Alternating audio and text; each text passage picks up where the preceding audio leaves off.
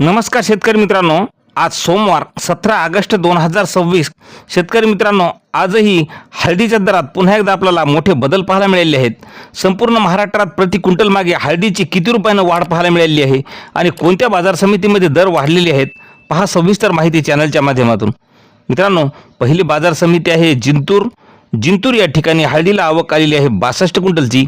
कमीत कमी दर मिळाला आहे 16,200 रुपये. सर्वात जास्त दर मिळाला 17,500 रुपये. तर सर्वसाधारण दर हा 17,200 रुपये मिळालेला आहे.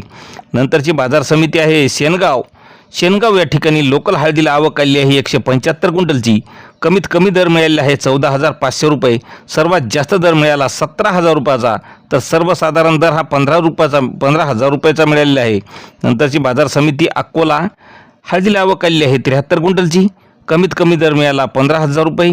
सर्वात जास्त दर मिळाला 16,950 रुपये. तर सर्वसाधारण दर हा 15,900 रुपये.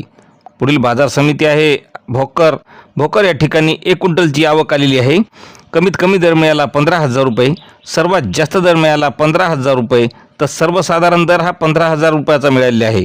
नंतरची बाजार समिती वसमत या ठिकाणी लोकल हळदीला आवक आली आहे 605 क्विंटलची. कमीत कमी दर मिळाला आहे 12,000 रुपये. सर्वात जास्त दर मिळाला 17,855 रुपये. तर सर्वसाधारण दर हा 14,927 रुपये. पुढील बाजार समिती आहे मित्रांनो यानंतरची वाशिम या ठिकाणी लोकल हळदीला आवक आली आहे 3,000 क्विंटलची.